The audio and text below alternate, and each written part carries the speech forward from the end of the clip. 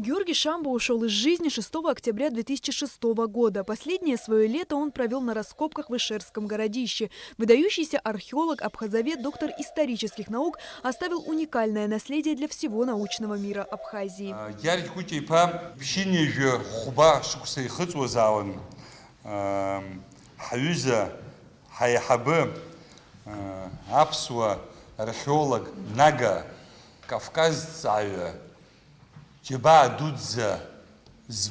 Георгий Шамба родился 20 июня 1934 года в селе Абгархук Гудаутского района. В 1954 году поступил на исторический факультет Сухумского педагогического института. После окончания вуза работал в музеях Сухума и Пицунды. В 1960 году Георгий Шамба был принят на работу в отдел археологии Абхазского института языка, литературы и истории имени Дмитрия Гулия, где проработал до последнего дня своей жизни. Что касается непосредственно археологии, то Георгий Шамба не только сам занимался этим делом с огромным энтузиазмом, но и умел заразить интересом всех участников экспедиции.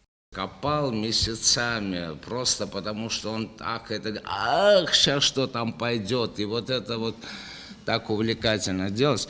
Он очень добрый был в плане как ученый, он легко отдавал свои материалы для описания. Я даже помню, как-то он один раз меня позвал, и где-то вот в Кварчальском районе там нашли какие-то погребения античного времени, я учился в аспирантуре, он говорит: возьми материал, опиши его. Ну вот, как-то я его описал. Наиболее яркие открытия, сделанные Георгием Шамба, связаны с исследованиями села Нижняя Ишера. Летом 1968 года археолог приступил к раскопкам на Ишерском городище. Вскоре Георгий Кучевич подготовил монографию, в которой был отражен целый пласт исследований. Ученый хорошо владел родным языком и часто использовал его для подготовки печатных трудов. Археологи в советские времена, вот в тот период, когда мы все распадались, были в авангарде как бы вот такой политической мысли, потому что они были теми, кто владел материальной культурой, и что очень важно было, когда мы говорили о нашей идентичности.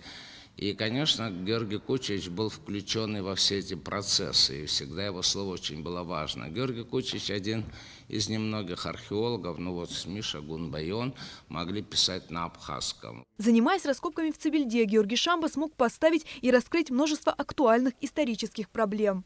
Какие были поселения сельского характера или уже носили черты городского характера. Вот эти вопросы все поднимались им в его диссертации, и, значит, также вопросы, могильники были это родовые или семейные. В 90-е годы Георгий Шамба работал в селе Лыхны. Затем он исследовал могильник на горе Джантуха, что на территории Ткварчала, где им были обнаружены многочисленные археологические находки. В начале 2000-х ученый возобновил раскопки в Нижней Ишере. Активно занимаясь практической деятельностью, он успешно работал преподавателем, уделяя тем самым должное внимание проблеме преемственности поколений. Амилия Бисмарк, Степан Мартиросян, Абхазское телевидение.